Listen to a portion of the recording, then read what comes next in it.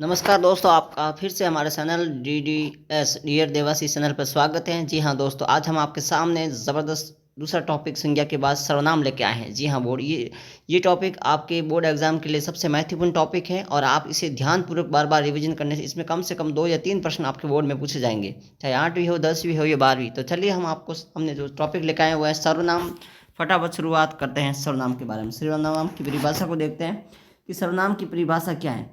संज्ञा के स्थान पर प्रयुक्त होने वाले शब्द को सर्वनाम कहते हैं। जी हाँ दोस्तों, जो संज्ञा के स्थान पर प्रयुक्त होने वाले शब्द होते हैं उन्हें क्या कहते हैं? सर्वनाम। संज्ञा की पुनरुक्ति को दूर करना, यानी दोबारा जो होता है संज्ञा में, उसको दूर करने के लिए हम सर्वनाम का प्रयोग करते हैं। पुनरावृत्ति, जैसे मैं, हम, तू, तुम, वह, ये, आप, कौन, कोई, ये सब क्या है? ये सब सर्वनाम है। तो चलिए सबसे पहले देख लेते हैं हम सर्वनाम की भेद कितने हैं। तो जी हाँ दोस्तों, सर्वनाम के 6 भेद होते हैं। कितने भेद होते हैं? 6। तो ध्यान रखिएगा, आपको पूछा जाए सर्वनाम के कितने भेद होते हैं, तो 6 भेद होते हैं। कौन कौन से हैं? पुरुषवाचक सर्वनाम, निश्चयवाचक सर्वनाम, अनिश्चयवाचक सर्वनाम, संबंधवाचक सर्वनाम, प्रश्नवाचक सर्वनाम, निजवाचक सर्वनाम। तो कितने सर्वनाम हो गए? 6 सर्वनाम हो गए। कौन कौन से? वापस एक बार रिवीजन। पुरुषवाचक, निश्चयवाचक, अनिश्चयवाचक, संबंधवाचक, प्रश्नवाचक, निजवाचक। 6 प्रकार के सर्वनाम होते हैं। चलिए एक एक के बारे में हम डिटेल से पढ़ते हैं। पहला है जो सर्वनाम, वो है पुरुषवाचक। तो जिस सर्वनाम का प्रयोग वक्ता के द्वारा या फिर लेखक स्वयं अपने लिए अथवा श्रोता या पाठक के लिए अथवा किसी अन्य के लिए करता है तो वो पुरुषवाचक होता है। पुरुषवाचक जो स्वयं के लिए करता है, इसके भी 3 भेद बताए गए हैं। कितने सर्वनाम पुरुषवाचक के? 3 भेद। उत्तम पुरुष, मध्यम पुरुष और तीसरा है अन्य पुरुष। 3 प्रकार के हैं। इन्हें 3 भागों में बांट सकते हैं। उत्तम पुरुष में जिस सर्वनाम का प्रयोग बोलने वाला अपने लिए करे, जैसे मैं, हम, मुझे, हमारा, ये क्या हो गया? उत्तम पुरुष। मध्यम पुरुष जिस सर्वनाम का प्रयोग बोलने वाले दूसरे या मध्यम पुरुष के लिए करे तो ये हो जाएगा मध्यम पुरुष। तीसरा है अन्य पुरुष में जिस सर्वनाम का प्रयोग बोलने वाला किसी अतिरिक्त तीसरा आदमी के लिए करे तो उसे कहेंगे अन्य पुरुष वाचक सर्वनाम, वह, उसने, यह, इसने आदि। दूसरा है निश्चयवाचक, यानी जिसमें फिक्स हो, जो सर्वनाम किसी व्यक्तियों के लिए, वस्तु के लिए या वो निश्चित संकेत करता हो, जैसे यह, वह, वे। सर्वनाम शब्द किसी व्यक्ति के निश्चितता का बोध करवाता है, फिक्सेस का बोध करवाता है, उसे निश्चयवाचक कहते हैं। उदाहरण के लिए, ये पुस्तक सोने की है, तो इसमें साफ है ये पुस्तक सोने की है, तो इसका निश्चितता का बोध करवा रही। ये पुस्तक रानी की है, ये नितिन का घर है, ये नीरज का स्कूल है।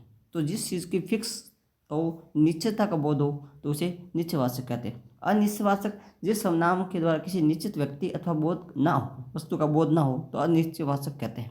जैसे कोई और कुछ, इसमें 2 शब्द याद रखना आपको, और कुछ नहीं। कोई और कुछ, ये 2 शब्द याद हो गए तो अनिश्चयवाचक आपको समझ में आ जाएगा। बस कोई और कुछ, कोई सजीव के लिए आएगा, कुछ निर्जीव के लिए आएगा। ये आएगा सजीव के लिए और ये आएगा निर्जीव के लिए। ठीक है, चलिए अगला जो बात करने वाले आपके सामने वो है, 3 हो गए, ये उदाहरण हो गई। नदी के उस पार कोई है, तो ये सजीव के लिए आया। वह कुछ तोड़ रहा है, तो कुछ तोड़ रहा है तो कुछ निर्जीव के लिए भी आता है। कुछ पत्र देख लिया गए, कुछ देखने हैं, तो कुछ शब्द निर्जीव के लिए प्रयोग होते हैं। सजीव के लिए कोई, ये 2, कोई और कुछ, ये पता चल गया तो अनिश्चयवाचक संबंध समझ में आ जाएगा। अगला है संबंधवाचक। परम स्पर्श एक दूसरी बात का संबंध बताने के लिए जिन सर्वनामों का प्रयोग किया जाता है। भाई परम स्पर्श एक दूसरों की बातों को संबंध बताने के लिए किया जाता है, उसे संबंधवाचक कहते हैं। वह, जिसकी, उसकी, जैसा, वैसा, 2 शब्द परम स्पर्श संबंध का बोध करवाते हैं, उसे संबंधवाचक कहते हैं।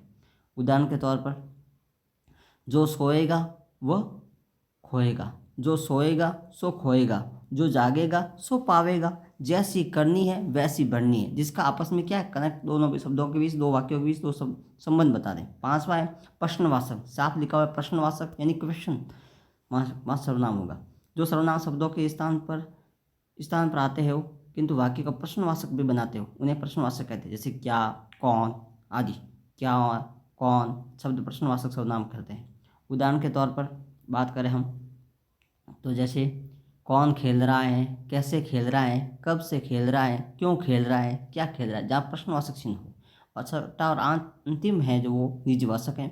निजवाचक में क्या बताया गया है, जहाँ अपने लिए आपका शब्द, अपनापन शब्द अथवा अपने आप शब्द का प्रयोग किया जाता है। निजवाचक जो अपने आप के लिए शब्द का प्रयोग होता है। जहाँ अपने की बात हो, जहाँ आपकी बात हो, ये शब्द आ जाए तो ये उत्तम पुरुष हो, मध्यम पुरुष हो या अन्य पुरुष के स्वयं का बोध करवाता है, अपना स्वयं का बोध करवाता है। तो ये क्या जो निजवाचक हो जाएगा, निजी हो जाएगा।